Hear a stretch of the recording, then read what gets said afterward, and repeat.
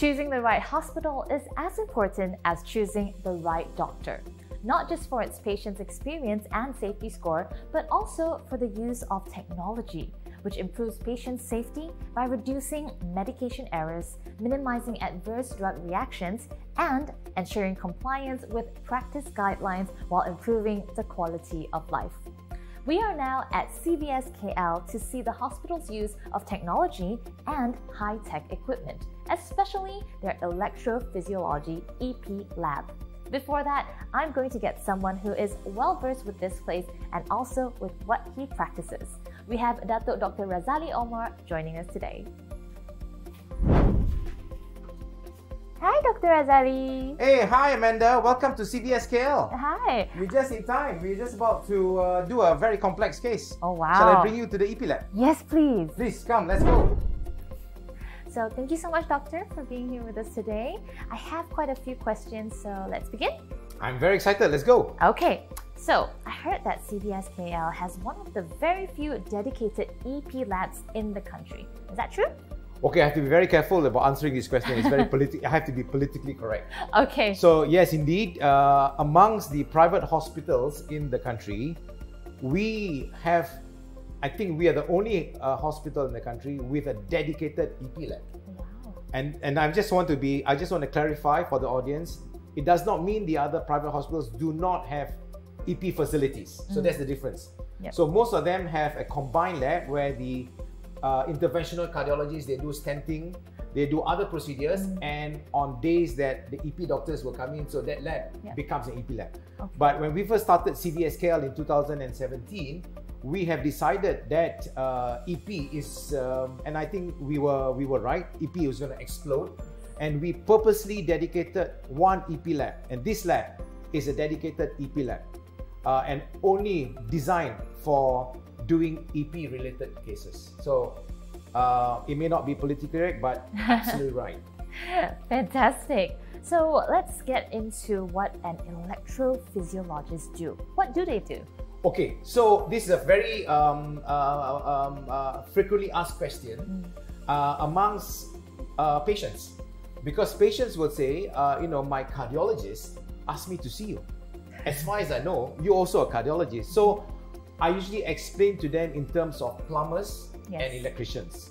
So I say your doctor, and most of the cardiologists in the country, I would say about maybe 90-95%, they are specialized in things like the coronary arteries, heart failure. But when there is an electrical abnormality called arrhythmias, then the doctors usually would send to subspecialties like me. And we are called electric physiologists, the physiology of the heart. So we are a sub-specialty, or in Cantonese called sub-soy, and we deal with electrical abnormalities of the heart. Definitely not sub-soy. Definitely not. Now, the next question I have is, what causes a fib? Atrial fibrillation. Okay, so what's the short form of it? Okay. AF. AF. Okay, so what causes AF? Is it caused by genetics? Is it caused by medications took in the past? Right. Or is it high blood pressure? These are some of the questions that are posed by the audiences online. Okay. Yeah. So atrial fibrillation, the word atrial fibrillation means the arrhythmia, the abnormality, is originating in the atrium. As you know, the heart has got 4 chambers. Yes. The 2 on top is called the atria, both right and left, and the 2 at the bottom is called the ventricle.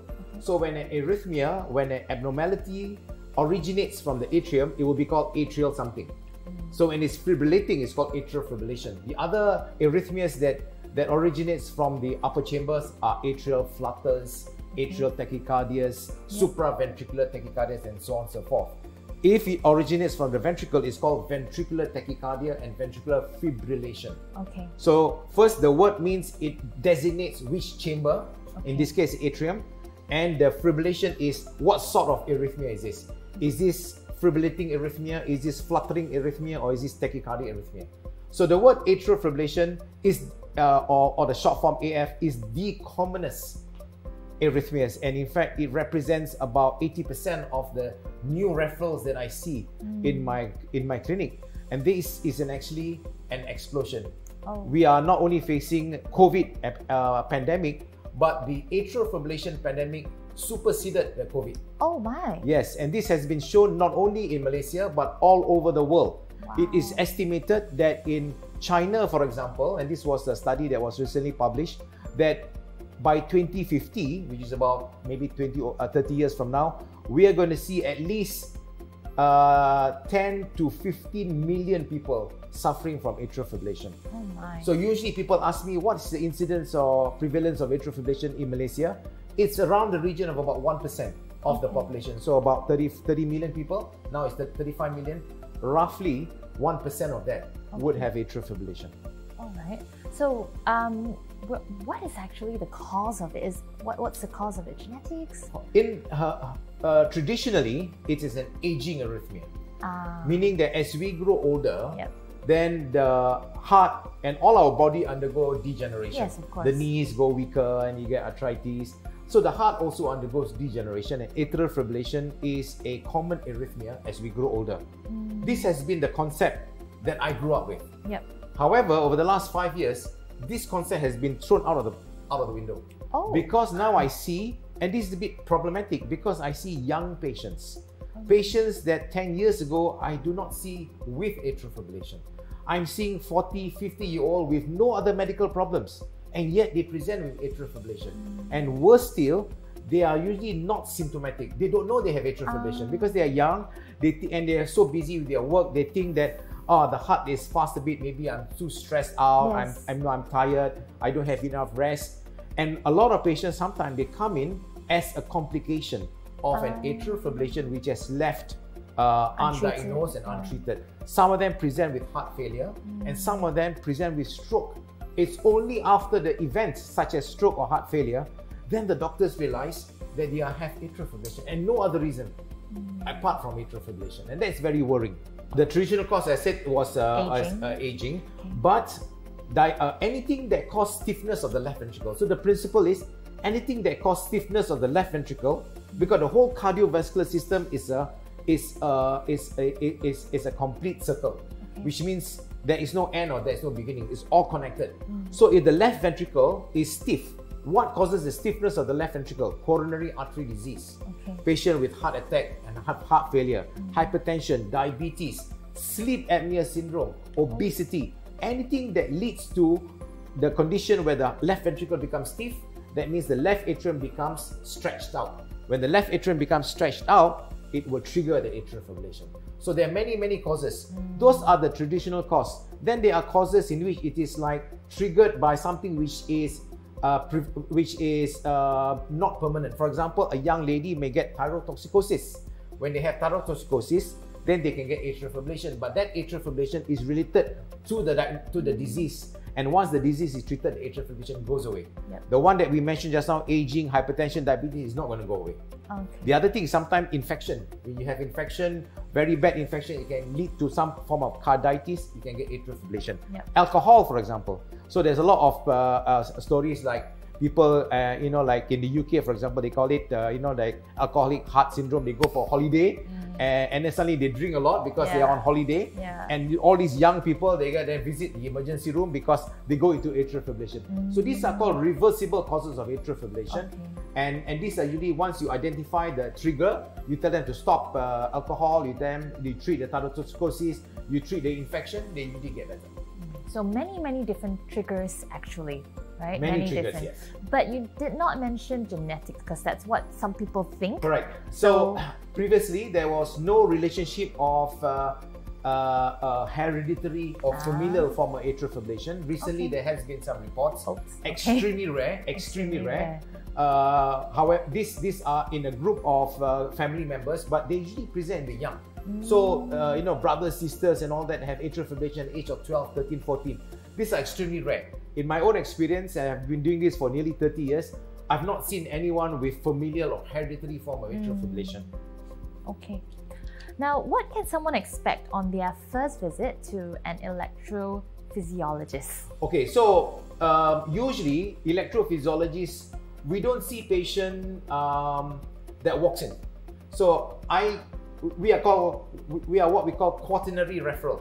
So you have the first liner like GPs, family physicians, And then if they find something not right, they will refer to either internal physician or they refer to cardiologist. Yep. And then the cardiologist will assess and find that, oh, this patient has atrial fibrillation, and then they might see it fit then to refer to an electrophysiologist. So usually by the time I see a patient, the patient, thanks to all my colleagues, has been fully investigated.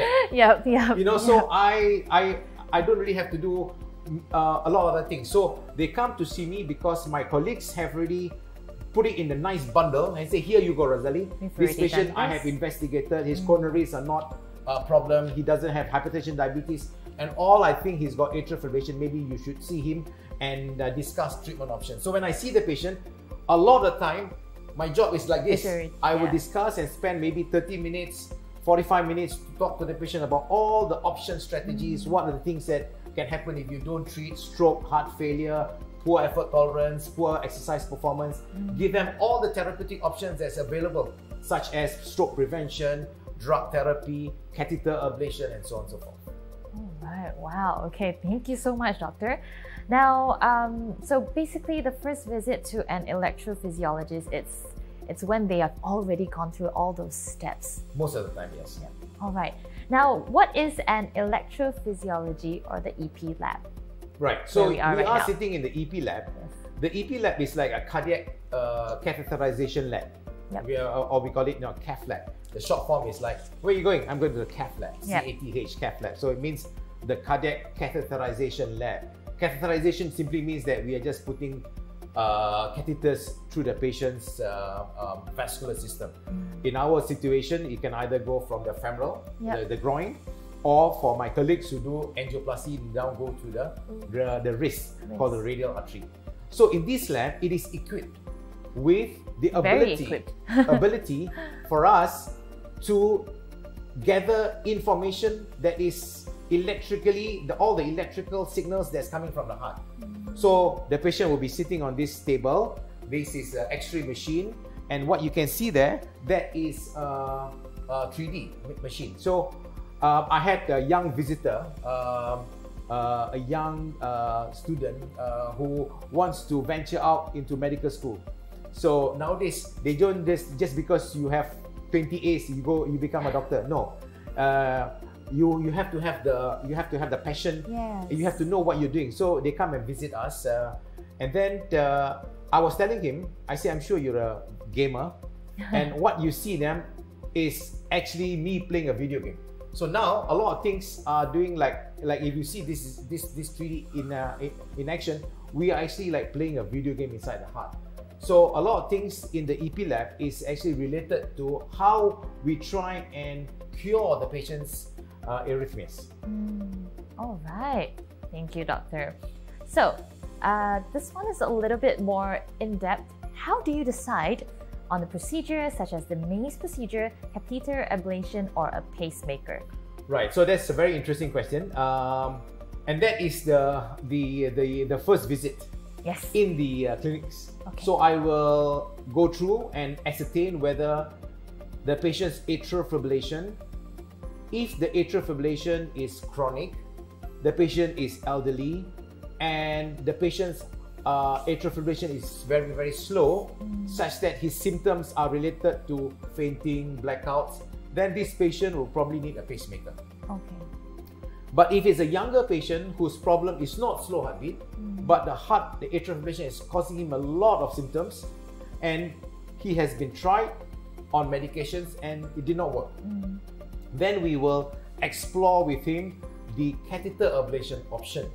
This is to try and cure his atrial fibrillation. Okay. So, and this concept of catheter ablation to cure atrial fibrillation started about 20 years ago. So we have been doing this for the last 20 years.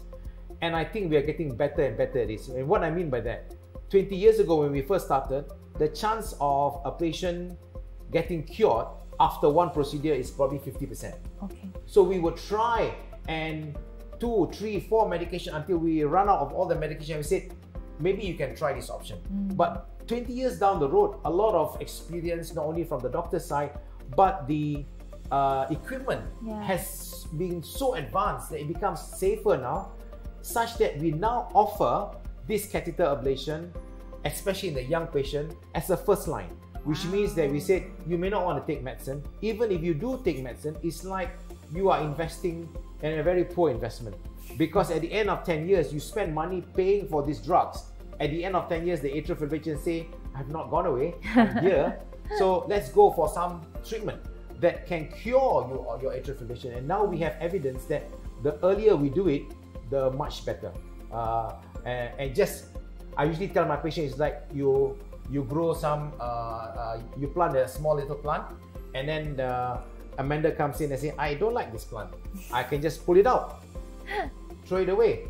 But 10 years later, Amanda says, I don't like this plant. I said, Amanda, you have to live with it. The roots are 10 feet deep.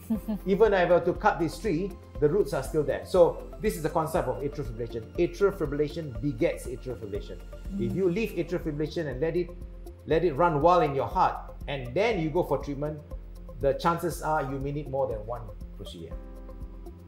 Right. So all this will be discussed with the patient. That's why it takes about 30 of minutes course. to 45 minutes. One more procedure was the maze procedure. The maze procedure is a surgical procedure. So I don't do maze procedure. So if you have time, the history of atrial fibrillation started with the maze procedure. It was by a surgeon in the United States called Professor Jamie Cox. And he started doing maze procedure where he opens up the heart and he chopped the heart into small pieces and then he stitched them back. And then he found that, voila, no atrial fibrillation. Unfortunately, apart from his hand, no other surgeons can replicate this. So it is a very, very, very invasive procedure. It took the cardiologist, just like anything else, like in medicine, from CABG become angioplasty. It took us to realize that we can actually try to replicate this, but in a different way. So the maze procedure was the father of atrial fibrillation, but over the years we have tried to modify it, and now it's something like the maze procedure, but it's done in a or minimally invasive way, just like playing video games. You don't have to chop up the heart. And blender it. Not in 2022. No. Nobody does maze procedure anymore. Okay, got it. So how do you choose a good candidate for catheter ablation? As I mentioned, if the patient is... So we look at it, but atrial fibrillation can manifest in different ways. Yes. If the atrial fibrillation manifests as mainly the fast heart rate manifestation, then catheter ablation is one of the options that we will discuss with the patient. So as I say, each individual patient we will assess individually. We look at what are your comorbidities. For example, if the patient is young, but the patient has got heart failure, kidney failure, one leg gone, one arm gone, one head gone. One head gone, so maybe one head gone is dead. But what I'm saying is that if the patient has got a lot of comorbidities, then we say maybe for you, catheter ablation may not be ideal because the risk may be higher. But if I see a patient who's young, 50 years old, who is disturbed, his life is disturbed, he cannot go jogging, he cannot play squash, he cannot play tennis. You see, every time I go out, I get atrial fibrillation, I visit the emergency room, that's not on. He's only 50 years old. So we said, you can either take medications, which is a good option, but trust me, all the young guys, even if you give them medicine, they can take it for 1 week, 2 weeks, then they will all forget to take medicine. All of us do the same. This is the non-compliance. It's one of the problems that we face, non-compliance. You cannot expect somebody who's 50 years old to take medicine for the rest of his life. And if he lives as long as 90 years old, it doesn't make sense. So definitely catheter ablation, as I said, the history, the evolution of catheter ablation. 20 years ago, I probably will tell you to take drug A, drug B, drug C, drug D. But 2022, I will tell you, consider catheter ablation as your first line, even without trying out any medication. But this is a discussion between the doctor and the patient. If I'm doing this for the first time, then of course, I cannot quote other people's data. I cannot say, well, AF ablation success rate is 90%. 90% is success rate in another hospital. What's your success rate? What's your complication rate? This has to be factored in, and you tell the patient, you be honest with the patient. Like in my hands, so probably I would rather not do you. I would rather give you medication because your AF is a bit more complicated. But somebody who is used to doing atrial fibrillation ablation, then for him, maybe he says, in my experience, the catheter ablation, these are the numbers, these are the complication rates, these are the risks, and these are the success. All right. Thank you, doctor. So Welcome. you talk a little bit about like the video game part of Yes. things. Yes. So obviously we're So using... my advice to all mothers, parents, let your children play video game. They will become good like me. It's eye-hand coordination. Play PlayStation 5. Buy a PlayStation 5. Oh my, okay. So we were talking about that video game part of things where it's 3D mapping, right? Yes. Is that basically it? Yes. Can you talk to the audience a little bit more about how the technology has advanced and your experience using it? Right. So we started using 3D mapping since 1999. So when we first started doing catheter ablation in Malaysia, it started in 1991, 1992. Initially at the Cardiology Department, Hospital Kuala Lumpur. Then the government gave us Institut Jantung Negara, Yes, Mahathir, Andrea. Dr. Mahathir, thank you very much. And then 1991, 1992, EP services started in the country. And for the first 10 years, it was just, we call it 2D. 2D means just use this machine, X-ray machine. Yeah. So the 3D was in our head. So we see 2D, but we imagine 3D. But as we do more and more complicated, like MACE procedure becoming catheter ablation, 2D no longer works. Because no matter how smart we are, our brain just is limited. So we need technology to help us. Yes. Because it is important in terms of safety. So I always tell my patient, above everything else, my job is to ensure safety during the procedure. The success comes second. I don't put success as first, because if you have complication, point of no return. Yes. If I damage your heart, point of no return. Yeah. But if you have atrial fibrillation that comes back, we can always go back in again. Yes. So this 3D technology has helped us to become more safe, because now we can map your heart accurately. Yes. I can go to the place that I want to go accurately, and I can deliver the energy effectively and safely. Thank That's goodness it. for that 3D mapping. Fantastic. Yes. Now, can you tell us about something called implantable devices that are available in EP labs? I know off screen we talk about two, so maybe you can share with the So audience. implantable devices simply means that anything that we implant in the human heart, in a human body. And the most common and most people would be familiar with is a pacemaker. Yes. So a pacemaker is when somebody's heartbeat is very slow. It usually happens in people who are older, and it's part of aging. And they might have fainting episodes. They might you might have dizzy spells. And once we determine that they actually have slow heartbeat, we implant a pacemaker. Traditionally, the pacemaker is what we call transvenous system. A small surgery, we put 2 wires inside the heart, and the battery is buried under the skin. Yes. Nowadays, over the last nearly 10 years, I think, we have the latest technology, which is called the leadless. Yes. And how I tell my patient is that, in life, you don't like the middleman. But the technology previously was not good enough for us to deliver the pacing into your heart. So we have to have the wires. The wires acts as our middleman. Yeah. If you can get rid of the middleman. Once we get rid of the middleman, then it's much better. So the leadless pacemaker gets rid of the middleman, called the wires, the leads, and we now put in fact, after this interview, I'm going to do one leadless pacemaker. So that's pacemaker for slow heartbeat or bradycardia. The other implantable devices is on the other end of the spectrum, and this is called the implantable defibrillator.